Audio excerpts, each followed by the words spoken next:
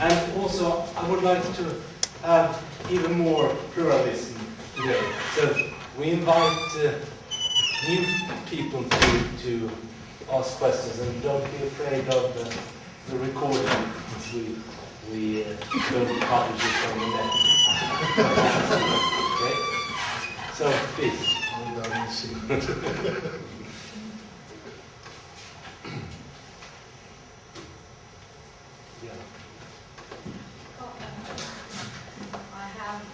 I have two questions, I guess, they're quite different. One concerning half of the suppressed premise, but I think I will start with something else, and I would like to press you a bit on the relation between what you have said about democracy and what you speak of in other contexts about relations of non-domination. When you say that the census is unique, so that the sort of unlimited, very shared assumptions, and one such shared assumption is that everyone has the right to speak. It seems to me that for this equal right to speak, to do this work for democracy that you wanted to do, there must also be, not only the equality in the right to speak, but also equality in the power to claim to be heard. So it seems to me then, maybe, that the relations of non-domination would have to be established already. And if so, is it the case that democracy is not really a resource in achieving non-domination because it presupposes that it's there already? Very nice, Issue. Can I talk about yeah, sure. About the house issue?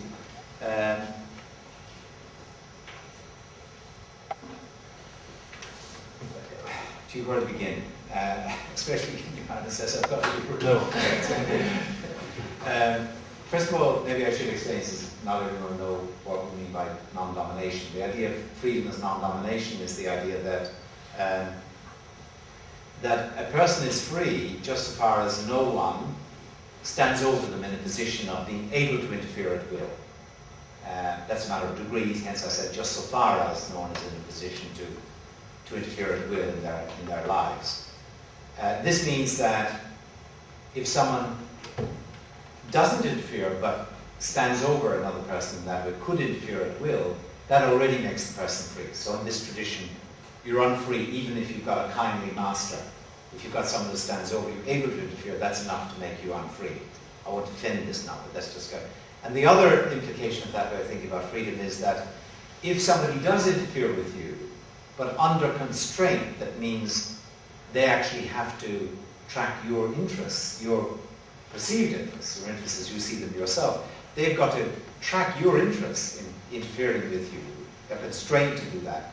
Then that sort of interference won't take away your free status either, because actually you're indirectly controlling that after all. Okay, so an example of that would be Ulysses and the Sirens, I guess, where the sailors interfere with Ulysses, but they do so at his own instructions, right? So although they interfere with him, they don't take away his freedom, in this sense of free status or free standing. Okay, so now Lena's question is, what's the connection between freedom as non-domination and this notion of democracy? Two things I'm trying to say in response. Well, one is also preparatory, I guess, which is this, that, of course, government will always interfere with people. I mean, government interferes, as I think coercion is a form of interference, just so far as it coerces all of us to obey the law, right? We collectively, even if you think democratically, coerce all of us individually to obey the law. Equally, government, of course, taxes us. And finally, of course, if we break the law, government penalizes us. So those are all ways in which government interferes in the lives of anyone and us. Does that mean that government destroys our status as free citizens, free individuals? Well, not under the Republican conception, so long as government is forced to track, forced to be guided by our perceived interests in how it interferes with us in this way. Now you've got to make a few moves here, obviously. This is not straightforward, but if you agree with me that if you think of there being a notion of common interest, so that it's in the interests of each of us that there be a government that is controlled by our shared interests, then a government that was constrained to interfere with each of us only so far as that corresponded to the common interests least there's an argument. I'm not saying this is conclusive, but I'm not saying no, it's certainly not enough. There are a lot of premises extra needed. But so far as the government was constrained in that way, you might say it doesn't dominate the people it interferes with. It interferes with them only under this constraint of having to answer in a certain sense to their perceived interests. Okay, now, a government of the kind I've been talking about, if you had a government that's constrained by those ideas we all license as relevant to our public, to our ruled in public, then at least you can see how I might begin to build an argument. That's what I want to do from there. That such a government itself won't be arbitrary. But you raise and therefore won't destroy our freedom as non-domination. So that's going to be an important part of the argument here. But you raise this really interesting question as to whether I'm not in a sort of a position from which you can't get out, as in democracy presupposes that you've got freedom as non-domination, because without it you wouldn't be able to speak and command a hearing. But freedom as non-domination can only be achieved via government, right? And therefore by a democratic government, you've got democracy. Right? So you've got democracy presupposing, as a condition for its being exercised, something that it itself can only deliver as a product. So it's presupposing that it's already there in order to get off the ground. That's your nice sort of picture, I take.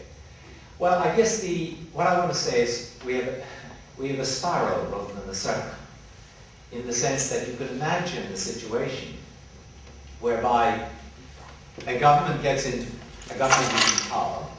Maybe there is not something like equality of voice amongst the people. We're talking maybe 100 years ago, 50 years ago, whatever. But once in power, this government can begin to do things that can, as it were, make the voices of the people more equal. That in turn will affect the sort of government it is.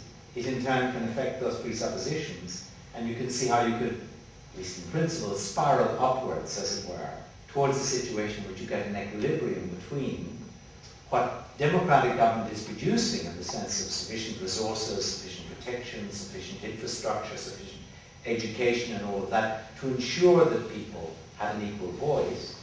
And the fact of people's having an equal voice in that way in turn ensures that there will be a reservoir of commonly endorsed assumptions, right? That themselves can be used to control government, thereby rendering it less arbitrary or more democratic. That's the sort of...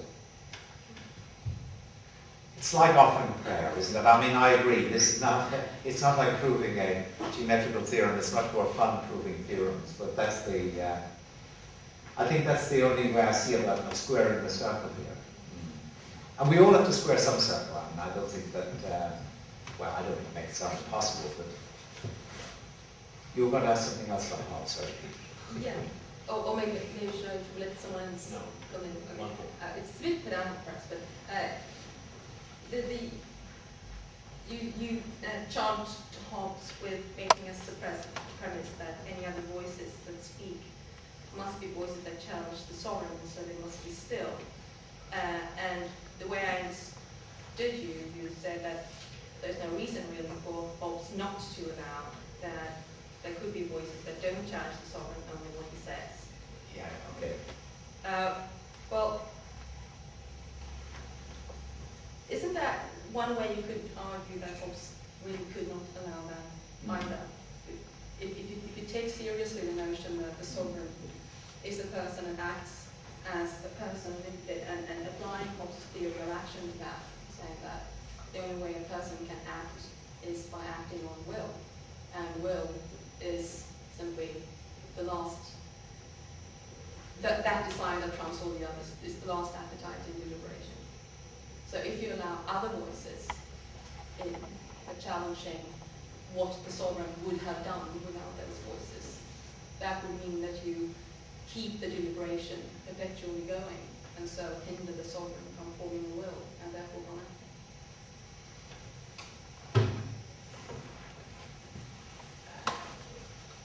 I think that here's what I want to distinguish, I think.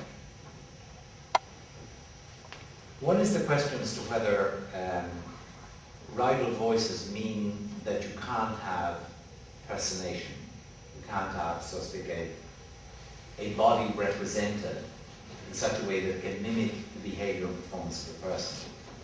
And the other is the question as to whether, given Hobbes's very specific other commitments, it would be inappropriate to have these challenging voices, even though they're not rival voices. Now, what I would say is that all I can claim, and all I need to take this argument, is that there is no inconsistency in the idea of saying that you need a single voice ultimately to represent a group if the group is to be perform like a person. There's no inconsistency between saying that and saying that before that voice, as it were, is formed, before it's issued as the voice of this group, it should be subject to challenge by other voices. There should be real debate internally as to whether this is what we should say, this is what should be said. And all I want to say is that there's certainly nothing in the logic of personation that denies the possibility of internal voices that challenge the final voice before the final voice is ratified, and maybe change what will be the final voice. What is true, of course, is that, well, two things are true. One is that Hobbes has other reasons why he doesn't want these dissonant voices within, but he argues against the monochromax as if the reason you can't have these other voices within is because it will destroy personation. He's wrong about that. It won't destroy personation. But he has other reasons, of course, for why there shouldn't be such voices, because he thinks that, well, one thing, it'll disturb the peace in a way that can't be rectified if you've got these other voices within. And that's an empirical claim. And the other claim which you pointed to, and I really have to think more about that, is that it might be inconsistent with the story of psychology. Although even there I don't see that because after all, it's true that the final desire is the will, right, before action. And this corporate person, the final, as it were, will be the final thing that's said, the final expression, right, we shall do this, right? But it's quite consistent with that being true and with the impersonation, that on the way to that happening, other voices challenge, the proposed voice of the sovereign. Because after all, that's what happens within this person, according to Hobbes. Deliberation consists in desires battling out with one another until finally one desire wins, and that desire is the will of me, a natural person. So why shouldn't he, for all that logic requires, say that in a corporate person, various voices should challenge, etc., before one finally wins, and that then could be the voice of the personator.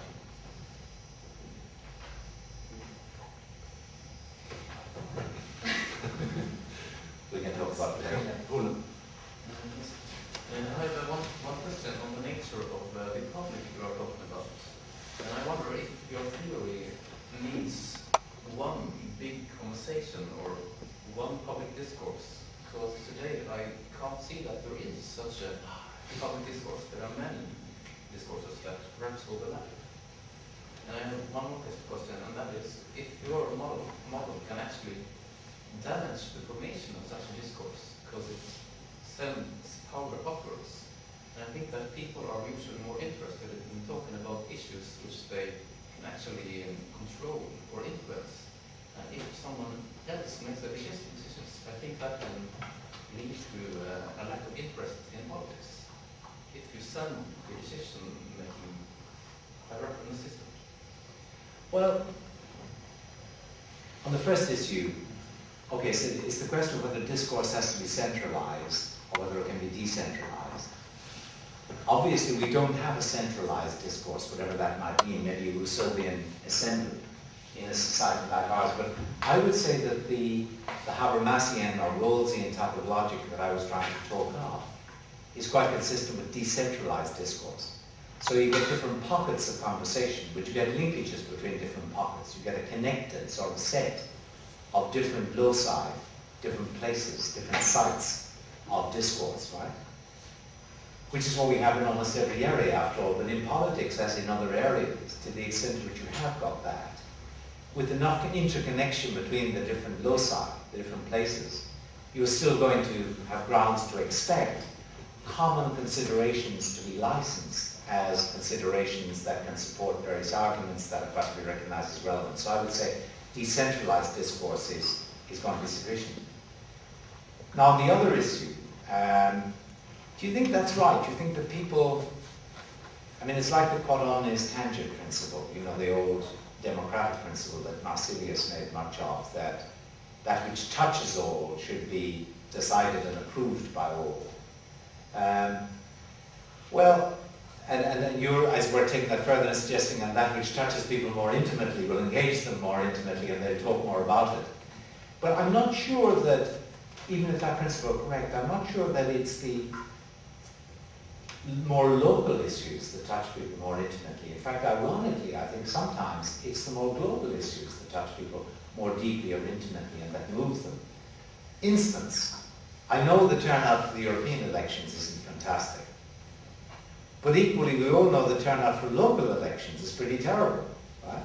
It's the turnout for national elections that's highest in, for example, I think all EU countries. Well, of course, Belgium is compulsory voting anyway, isn't it? And that's quite a pattern. Now, that suggests actually that it's not the case that people care terribly about the more local. You know, local elections normally get a very poor turnout. They actually can care more intimately about things like at the national level, involving a large scale community. So I'd just be inclined to reject the claim that people aren't going to be concerned about what, you know, reaches upwards in this way.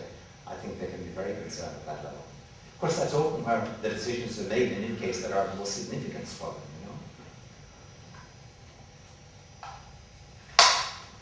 you know.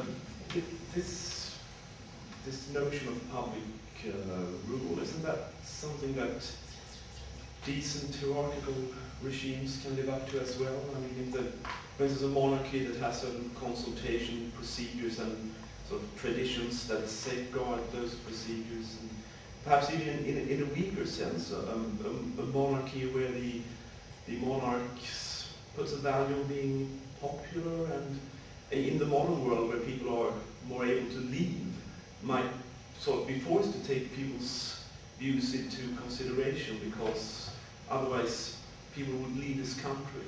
So there would be influence on the public, and the monarch would be constrained by public opinion. But it would be a democracy. So it seems that the notion of public rule is wider, and democracy might perhaps be the best kind of public rule. But is it really the only kind? And can you identify the two with each other? That's a terrific question.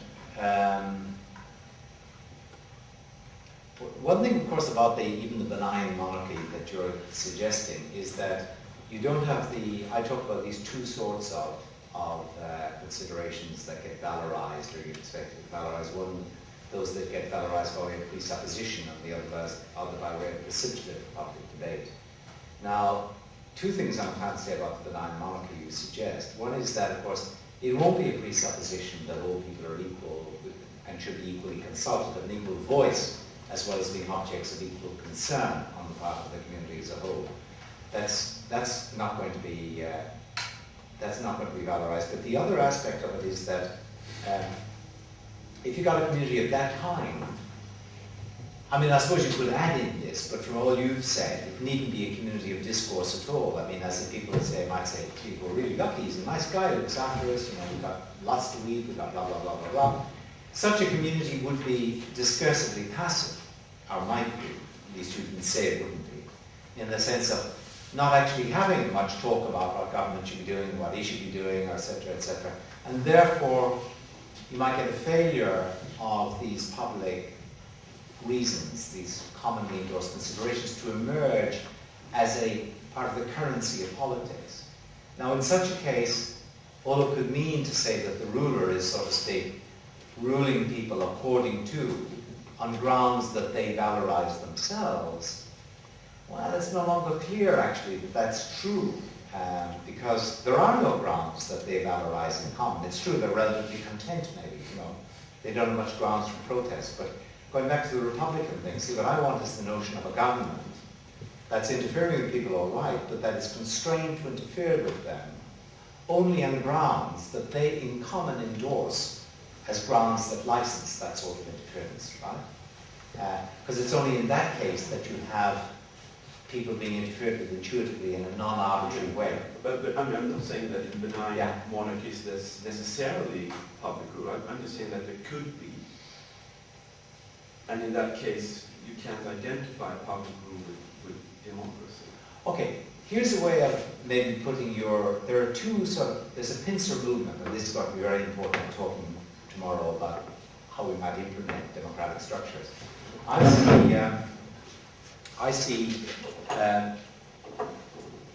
talk the next day about the two forms of rule, as it were, that the people have in relation to government. One is, I think, that as authorial, as in they authorize the government. You're the people who should be our government, right? And the other is editorial. They block the government from doing various things, right? Whether collectively or in terms of groups using considerations that they collectively endorse. And these are two different forms of control mechanism.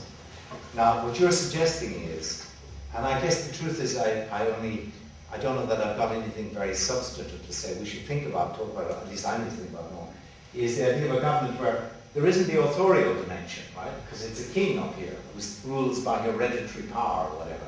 And it's not even the case that the people, as it were, are passively acquiescing in him. It's not the case that they would necessarily keep a monarchy if they had the power to get rid of it, right? Of course, individually they do nothing because they're just afraid of him acting on his or her own. But what you're envisaging is this sort of case where the people exercise powerful editorial control on the monarch because he doesn't like to put them offside, and maybe they do add into your picture now. They talk a lot amongst themselves about what government should be doing, right? They generate all sorts of agreed considerations as precipitates and presuppositions of their discussion, right? And this monarch, let's suppose, for whatever reason, is forced, I mean literally forced, to interfere with them only according to those considerations. Yeah, it seems to me you're getting, that's certainly a notion of public rule, you know. He begins to look more and more like a sort of puppet of a sort, you know, a puppet of the people. And it does sort of approximate towards what I'm thinking of as a model of democracy. Of course, I'm wanting to say, I'd like to be able to give reason for saying, apart from saying it stipulatively, that it should be called a democracy only insofar as there's also the authorial dimension of control. And I don't have anything more to add. It's a good challenge. It's all the way up there. Well, I wanted to fill in on Johan's observation there. Yeah. The way I understood you is that democracy is more of a process or activity, rather than a structural arrangement. Absolutely right. The dynamics of interaction. Yeah. But if that's true, then Johan's objection loses any force, I think, because I would happily agree that this king, who's a puppet of the people, that this is a democracy if the people is thoroughly engaged in discussing the sort of things you say that people should discuss. And I'm quite happy to call that a democracy then. Why do we be hung up on all structural arrangements? Maybe that is the way I should go, actually. I mean, and say that there's such a thing in logical space. Now, whether you could ever get anything like it in the actual universe, I don't know. But there's such a thing in logical space as a non-electoral democracy. Right? So you get, by whatever lottery or chance hereditary or whatever, you get someone in government there. And now you get this active public that you're saying. That wasn't in Ewan's original picture. That was what we added in, right? Yeah. You get this highly active, talkative, discursive people who differ terribly about what should be done, but at least build up indirectly as a precipitate, a byproduct of this activity, a set of values that are their values, and then the king is constrained to not pick any policies that they outlaw and to make his judgments about which policies of the remaining ones to implement on the basis of, by means of a procedure that they themselves, those considerations would actually license. Of course, that itself, the procedures they would license might actually refuse him discretion to make up his mind himself. They might force him to go to a commission, have a referendum, you know, consult some committee. I mean, they might be the only procedures that would be licensed. And of course, as you push, you really are getting something close. That's probably how I should go, actually, to a sort of non-electoral image of democracy. Maybe I should really put that in place, because what I want to say is that, sorry about this, what I want to say is that electoral control is it's a very important institutional initiative because of the succession problem. That's the problem it solves. So I think it solves very, very little else. And it certainly should not be thought to exhaust what democracy is about. Democracy should rather be thought of as this public self-government, right? Of which election of government is only one strand. And if you take me along this line or persuade me to go this line, actually a logically dispensable strand. Yeah, further follow-up questions. First, Lordic and then Magnus. Yes, so I was thinking of the same line as you, and I think that your idea of public rules is too allowing. That it seems to me that we could well have a situation of a monarch that's left an incredibly large discretion by the public. So the public is actually agreed on this procedure, that let the monarch think what's best for us. And they actually discuss about that, there's consensus, and the monarch, of course, follows this consensus and makes all the decisions by himself or herself.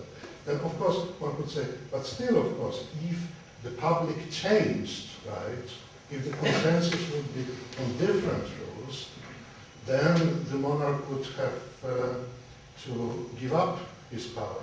But as things are, it's, you know, it's his voice that decides everything, and everyone is agreed that that's the best thing. Let him think about those things, and a wise monarch will know what's the best for us. That doesn't seem to be a democracy in any way, even though there are those constraints, right? As you say. Yeah, yeah. But it's like you have in one of your books this picture of a ball falling, yes, straight. There are some constraints, but those constraints are never used because the ball anyway is straight. So it's a little bit like this. There's no democracy, I would say. So on this point that you said, does it correspond to our intuitive ideas of democracy? I think that your logical space is too much. These are very interesting themes. Just to explain to you what Lodwick was talking about, you've got, let's suppose, this is a little toy setup I talked about somewhere. Imagine that you've got these posts on either side of a pathway. And on this pathway, a ball rolls, right? On a straight line, okay? Now imagine that it's just Newton's laws or whatever that accounts for the fact that it rolls on a straight line, but if on the other end a gust of wind had dragged it off the path, this post would have pushed it back onto the path, right? And similarly for the other posts. That's counterfactual, that's what would have happened. Now in the actual case, the straight line motion is produced by Newton's laws. These posts don't actively do anything. They're and I'll be talking about this the next day at length, they're virtual controls, in the sense of standby controls, that necessitate the straight line, or the roughly straight line path, because should there be any perturbers, they will put it back on the path. So they're not actively causing anything. They're like overseers, you know, they're just there, they don't do it, I'm not doing anything, you know, it's Newton's laws are doing it all, but if you look at a straight path, they're straight away going to act, so to speak, and restore the straight path. That's virtual control. Now you can imagine the people having virtual control rather than active control. Now what I'm going to talk about the next day is, actually I'm afraid I'm going to go against your instincts. I'm going to argue that some of the most important aspects of democratic control are actually virtual control. I'm going to use that idea. But let's, on this one, and I just we've got this spectrum. And over here you've got, let's call it Perugia. I mean, Alabatus, where you've got the people actively involved, all of them, in constructing a group agent that then issues the edicts about what should happen in the land and the people in that corporate sense rule. Over here you've got, well, what should we call it? Hobbes's extreme of the personated monarch, right? The monarch who once for all is made an absolute ruler by the will of the people, right? It's actually a little bit like what, okay, let's put over here Hobbes. I mean, as in Hobbes's preferred state, okay? By the way, some people, like Richard Tuck, have been arguing recently that you should see Hobbes as a democrat. Because according to Hobbes, the ultimate sovereign is the people, not the sovereign, I'm sorry, but that the people are the sovereign via the personator, right? And the people individually, after all, are expected to endorse the personator. The only thing that's really strange about this representing Hobbes as a Democrat, though, is that Hobbes reckons you do something freely no matter what the coercion or the duress is, right? So when people say, okay, yeah, I'll go along with so-and-so as my ruler, my sovereign, that can be because otherwise he's going to kill you, right? But for Hobbes, that's still doing it freely, because freedom for Hobbes is just a matter of desires, playing out in a certain way, and fear is one desire for emotion amongst others, and that you do it out of fear doesn't make it unfree. Now that's the other extreme. Now this entity here has got total, is utterly unconstrained, except in the past by having been acquiesced in by the people. After that, no constraints. Now as you come in here, that's what I said when I talked about my notion of public rule as midway. There are a whole range of midway positions, of course, there's that full spectrum. Like you can have Hobbes' personator, now put under a light constraint, a further constraint, a further constraint. I'm talking about one particular, myself, midway area here, where the personator, the government, is under a dual, is under the constraint of implementing shared ideas of the kind that, first of all, the people are a certain sort of people. They're a discursive people who do continually talk and are active and generate ideas. And secondly, the ruler is bound by those ideas. Okay. And your point is that you can have someone who's in that space, but still close enough to this Hobbesian extreme,